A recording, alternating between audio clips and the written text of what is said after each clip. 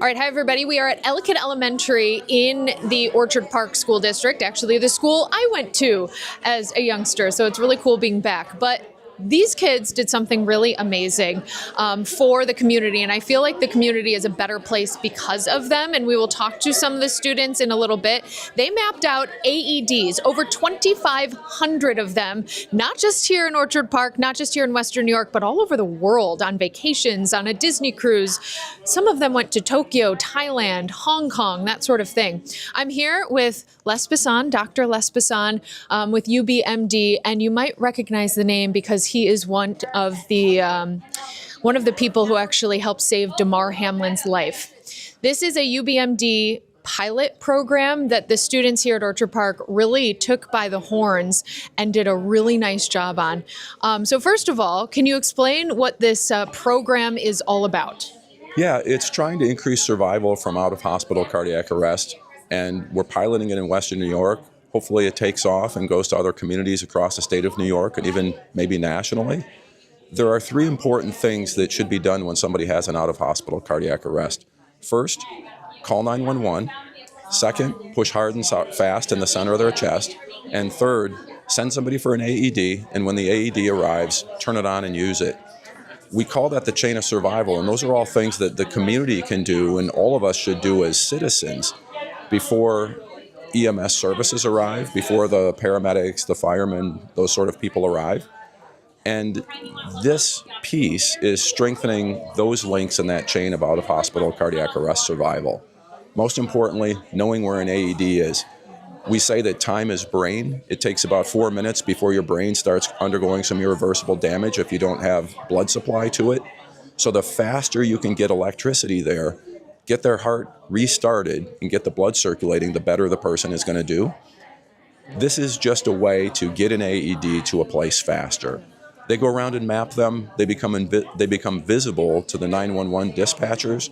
So now if somebody calls 911, the 911 dispatcher should be able to say, there's an AED that is here nearby you or there nearby you. There are also apps that you can use. There's an app called Pulse Point that you can use to access AEDs. So it is just trying to improve that out-of-hospital cardiac arrest survival. So these 2,500 AEDs that these students here at Ellicott Elementary mapped, and other elementary schools in Orchard Park as well, they are now known to dispatchers around the area. And when you call 911 and it appears that someone might be going under, going under like some sort of heart issue, the 911 dispatcher can say, I know there's an AED in that area because these students mapped them. There was also talk of maybe putting it on Google Maps. Where are you guys in that process? Well, that was Julie Coon that was talking about that, and his group, Cardiac Crusaders, is working to get these AEDs on Google Maps. I think they're getting pretty close to some type of an agreement with them to make it widely accessible that way, but that should be the case, right?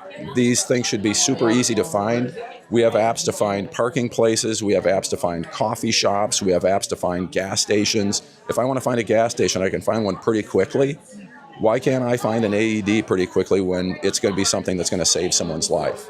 You already mentioned that minutes really truly matter. Why don't you talk about the statistics in terms of somebody going on or having a heart attack or some sort of heart issue?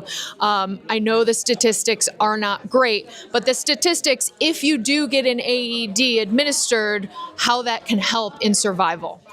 It becomes much better. Survival goes up enormously if you get rapid AED access. Some simple statistics. There are about 1,000 out-of-hospital cardiac arrests in the United States every day. So today, 1,000 are going to happen.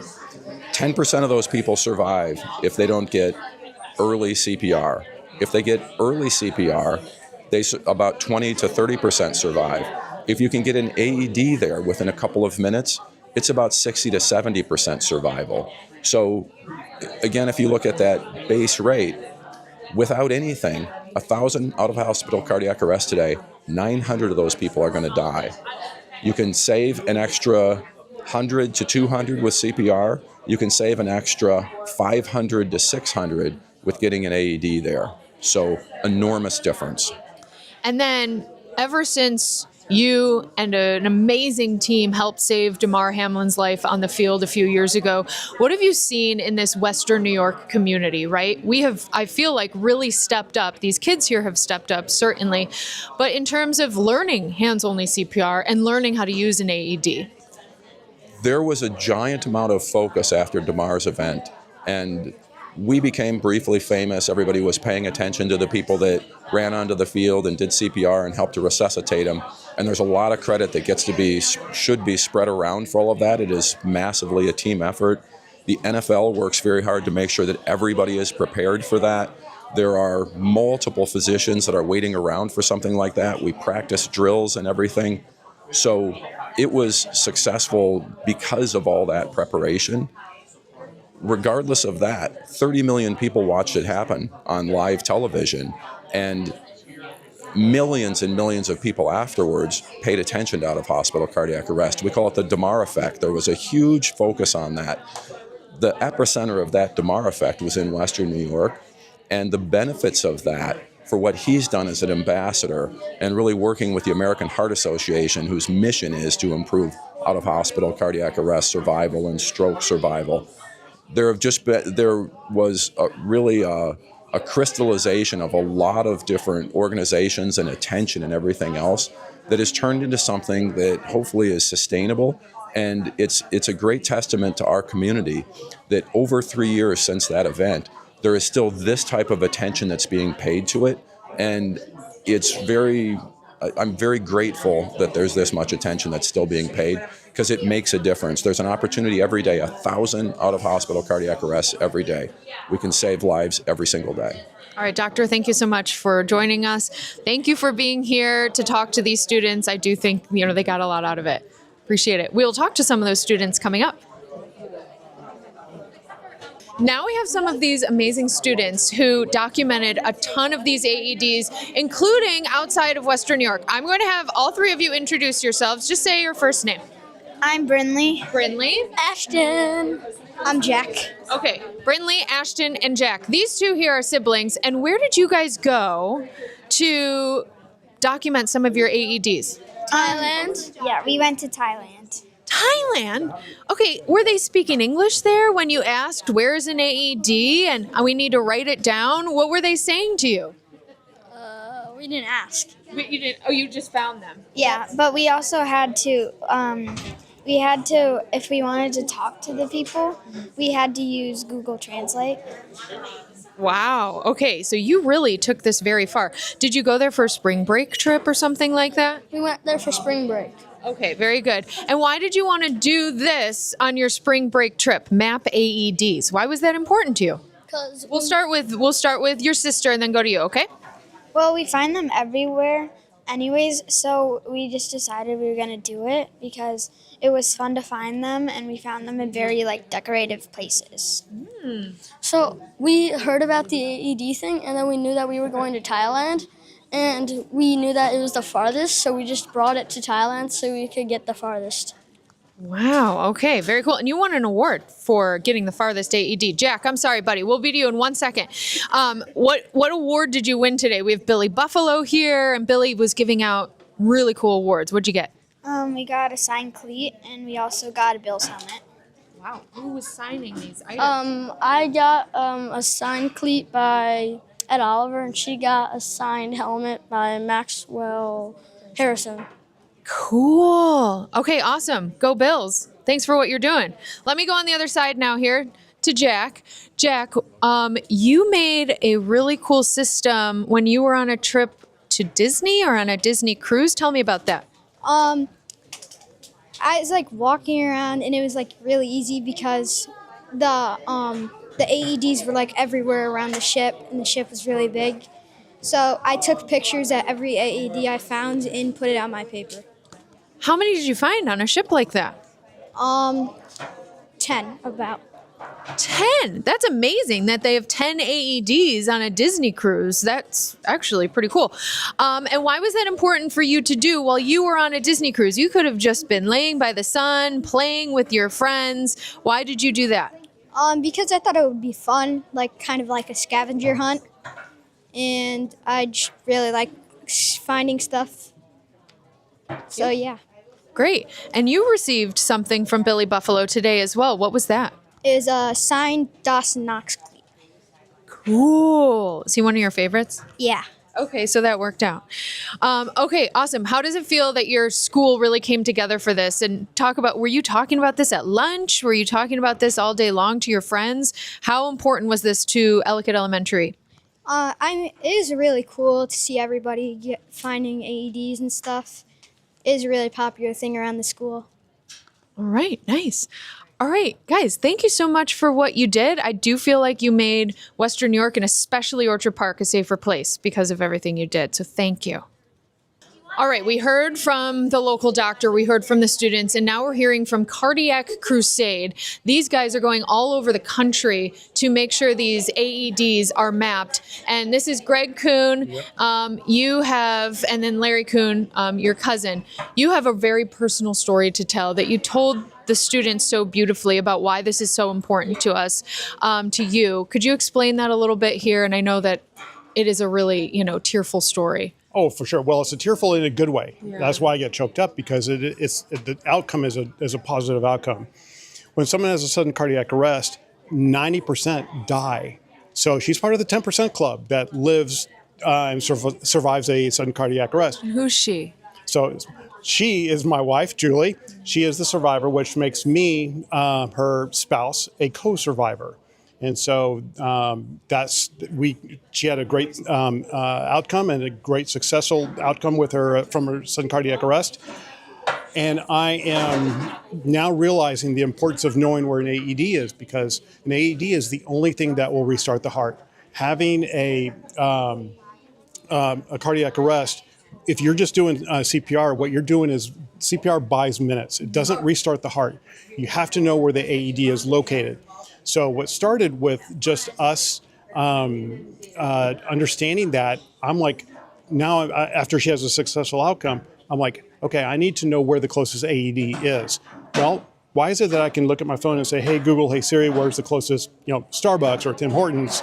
But I can't do that with an AED. That's what started this whole thing. So what we're doing is we're mapping AEDs. We've got hundreds and hundreds of volunteers across the country. We started here in Buffalo. We're from Dallas, but we started in Buffalo. When we started the campaign in Buffalo, we started with 115 AEDs that were already on the map. When we're done with our campaign, 1,200 AEDs were added to the map in Western New York. So it was an incredible success that we had there. Wow. And Larry, you are part of the reason why he came to Western New York. Is that correct? Do you live here? I do. I live in the Kenmore area. I'm involved with the Rotary Club of Kenmore. And Greg's dad and my dad grew up together and went to Kenmore High School. And so Greg has a strong affinity for our area. But once I learned what they were trying to accomplish, it was easy to get on board, because every time he chokes up at the same stories, I choke up equally, because it's close to our heart. And it was important to help him with any kind of connections I could give him, and made some introductions. We were led to Dr. Bassan, and it just blossomed from there. The University of Buffalo helped us with the AED mapping contest last summer, and since then we've grown it to, been out to Boston, completed Boston, Massachusetts, and Lexington, Kentucky is the next location. Wow. Okay, let's go to the map. These are all the stars across the map that these students here mapped out. All right, that's in New York, and I'm going to switch it now to the country. These are all the stars across the country that these students helped map out. And that's not all. Let's go one more across the world. These students helped map AEDs across the world. This is undoubtedly going to save lives. What does it feel like seeing all of these stars on these maps, 2,500 AEDs from just students, kids doing amazing things? That's the crazy part of this whole thing is like I had one little small crazy idea in my head of mapping AED, put them on your phones, and then Jill comes along and she just rocks it by, I've got this idea. Why don't we have the kids, go out and identify some of these AEDs and get them, write them down where they're located. And so that's what started this whole thing. And the big thing is that they're aware of what to do, that they are aware. Before my wife had her sudden cardiac arrest. I didn't know what those boxes on the wall really were. You know, what do they do? These kids at the age of 8 or 9, now they understand what an AED is. They're not afraid of the AED. They're not afraid of what, you can't hurt someone by using an AED. But, the big part of it is that, they're aware and they know at least they can call 911 and they can help prepare the AED if there's someone that is having a sudden cardiac arrest. For example, my wife, there's twin girls who are 15 years old at the time. They're the ones who got the AED, and they're the ones who set up the AED. They took the thing off, the liner off the pads, they set it up, and then the athletic trainer and the coach, they're the ones who did the CPR, and they saved her life, those twin girls. Wow. All right, guys, thank you so much for what you're doing across the country to do all of this. And obviously, sometimes you can take a sad situation and do not much about it, but you are taking a situation that you went through and doing an amazing thing about it. So thank you guys so much. Thank you for watching. Hey, if you want to map an AED, by the way, if someone's watching this, how do you do that? Go to cardiac, if you want to help map AEDs, go to cardiaccrusade.org and go down a little bit and go to, I think it's labeled AED training. Go to, AED verifier training. It's a free online training course. Once you finish the training and you submit a couple things, you will then be able to map an AED. And once you hit submit, that AED is now available to be seen by a local 911 operator. Very cool. All right. Thank you so much for watching today. Buffalo Brief. We'll see you tomorrow.